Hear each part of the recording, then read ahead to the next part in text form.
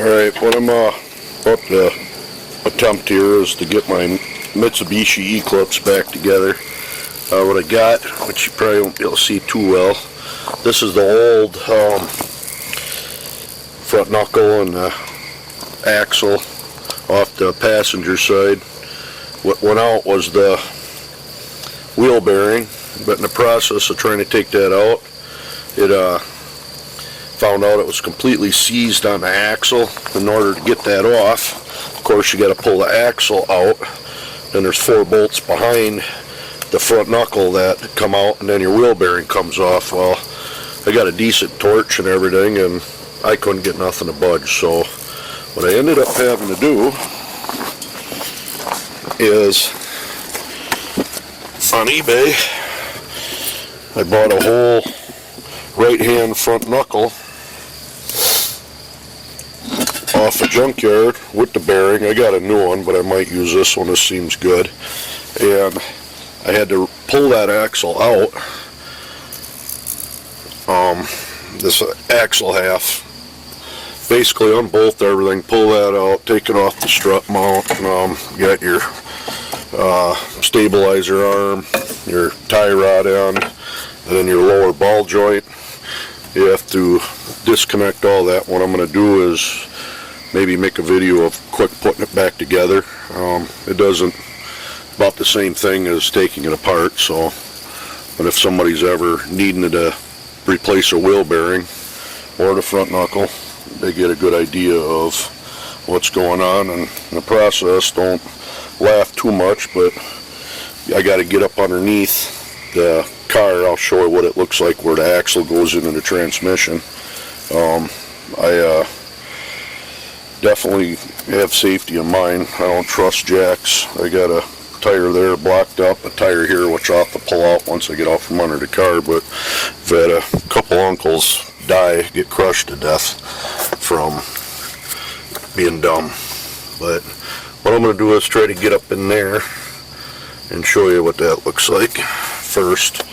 So that'll be the last process when you have to take an axle out, is you got to tap it with a chisel or something. Alright, here's a bump under the car. That there's the axle shaft going into the front, the transmission. Now, one thing I think I got to do here is get that, tap that in a little farther. Pretty sure it's going to have to get right up against the, it's hard to see, but there's a little break in there. That's got to be up against the transmission. So, see what happens. Alright, that axle is all the way up in there. Now, if I can show you this, like I said, if you're going to take that wheel bearing off, what you have to do is unbolt the axle nut, take your brakes, the rotor, everything off, unbolt the axle nut, take that off, and then you turn your axle nut around and put it on the, run it on the axle and tap it, and your axle should pop out enough to where you access these 4 bolts on the back side. You get these out, and then you've got to pry out the wheel bearing, which I've heard that's pretty hard, but of course I'm not going to do that because of the problem I incurred with it not wanting to come out of the bearing. So here we go. Alright, well, what I'm going to have to do, of course, is pull the tire out. Now, since I don't need to be under there,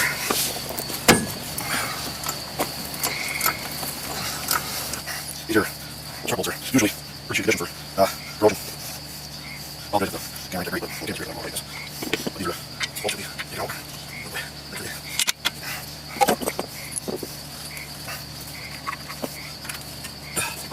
Okay. I don't know what size I'm on, but I'm going to do is slide it down. Once I get the other stuff hooked up. Hope I tell.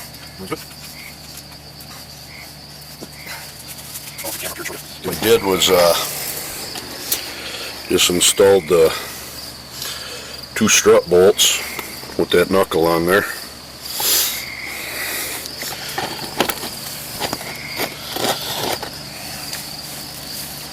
Next step, this is going to be a bitch. This has got to, the lower ball joint has to fit up into the bottom of the knuckle there. So I'm not sure it'll come out awful hard. Hoping she don't go in that way. But it is at an angle, so maybe if I lift this a little bit.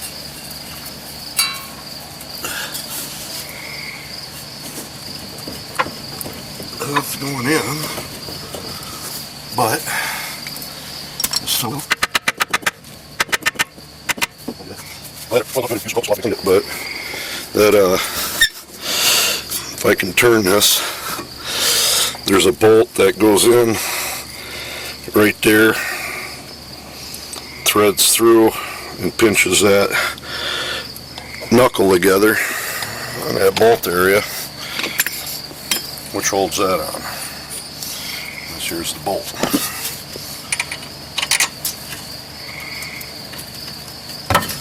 That's the part that probably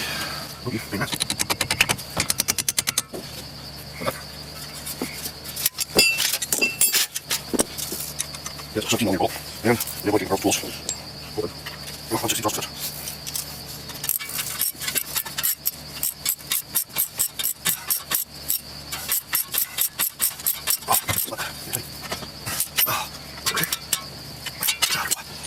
Alright, so that's when we put them 2 bolts on there for that. Put the bottom lower control arm on. Now what we're going to do is put the tie rod end back on.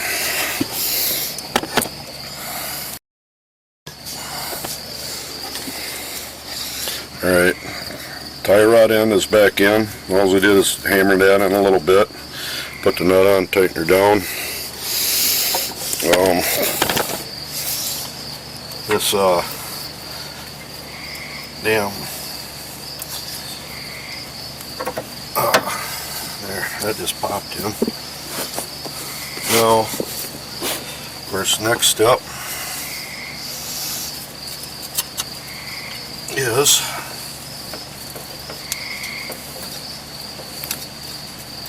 to put the axle bolt on. Which here's the washer, which was pretty much seized.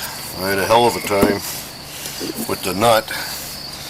Compressed it when I was turning it around and was trying to pound the other axle out, so I got another one, but it is actually a little bigger. I got it from CarQuest for $3. And I had this replacement axle. The threads are all buggered up, so I had to file on them, which maybe I can show you. If you take your time and use a file, if you do have messed up threads, it's not too hard to I don't know if you can see that where I filed right in there. You file it and it works pretty good. Still a little bit, but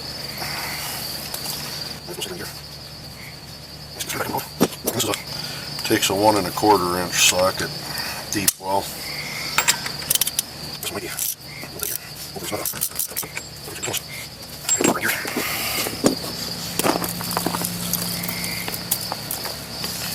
Fucking June bugs are just terrible. Alright, now what we need to do is try to get some leverage on this. Should get my big socket, but make sure that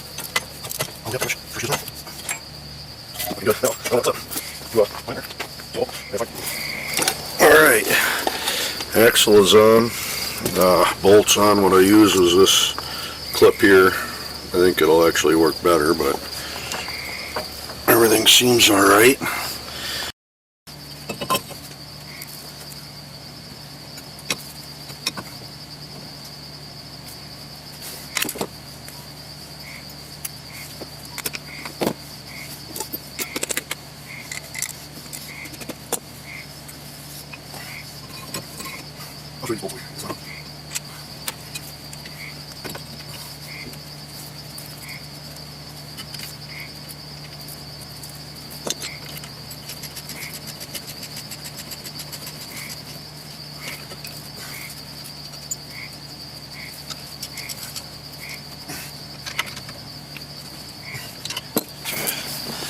Alright. Whoa. Okay, what I did was two bolts back here. That one right there, and then of course one down below right there in the center of the screen holds that brake caliper bracket for the shoe. Put that on. Now I'm going to do is tighten up them two bolts for the strut tower before I forget and have issues.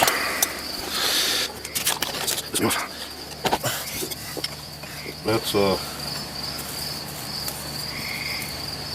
15/16. Should have a wrench in there or a socket, which I do. Well, it's 11/16. Hopefully this is it. 15/16.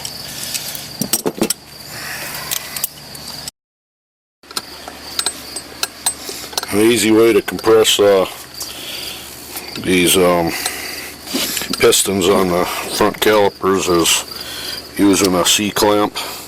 Put some kind of piece of metal between that and the piston and tighten it down, which I just did.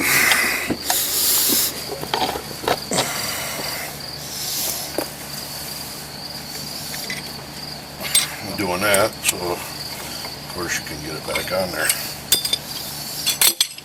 I suppose it relaxed while I was waiting for parts. Look at that, now it just sits there. Perfect. Maybe. There's one bolt going in. Now,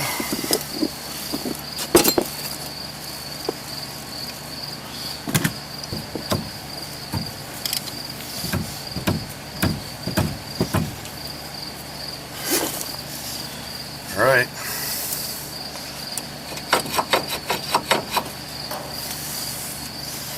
Looks like about it. Double check some stuff and I'll go over what I did. And get my nuts cleaned up, get the tire on, and get ready to roll. Alright, got everything back together. I'm going to quick try to get a rundown of what needs to be done. If you got to replace the wheel bearing, which I got a new one, but you got to take the brake off. I recommend taking the whole bracket off. There's two bolts on the back side, upper one and the lower one. I think that was like a 14mm bolt. Swing that out of the way, pull your rotor off, 1.25" socket, take that nut off. Of course, you pull your cotter pin out, take that nut off, that'll go hard. You have to use a breaker bar, free that up, and then once you do that, you pull your rotor off. Now to access it, which I showed you before, I'll go over to this other shit-ass one.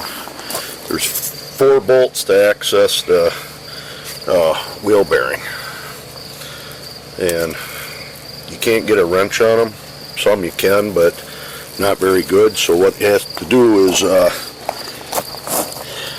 put your nut back on backwards, tap on, supposed to be able to tap on the axle, and it'll retract just enough so this comes out so you can access them four. Then you take your wheel bearing off and put your new one on. But I wasn't that fortunate.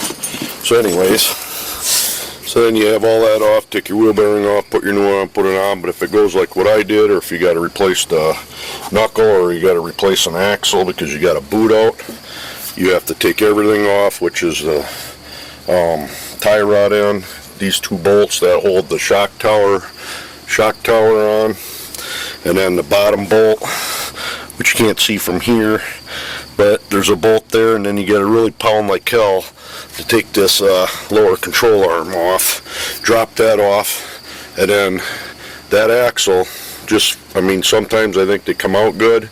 You can pull on it, but the boot's basically holding it together. Your best bet is to get up under the car and put a little chisel or something in between that bell on the axle. You give it a couple of wraps, and it'll pry it out where it pops, and then you can pull a whole axle, a whole 9 yards right out, and you know, go from there. But this was kind of a pain in the ass just for a wheel bearing for me, but I had heated that red hot with a torch up inside. Them gears were basically seized inside my wheel bearing. But one good thing is, you go on eBay, you can pretty much find anything. I got the knuckle used bearing and the whole axle, cost me $70. And in the meantime, I did buy a brand new wheel bearing on eBay for $30, which is right here, and my guess I'll end up replacing the other side, so I got it for that. So a $100 bill took care of the whole 9 yards. So, but now I'm going to put the tire back on and clean the damn mess up. And these fucking June bugs, look at them. There's like literally thousands of them. Anyways, we'll see how she goes.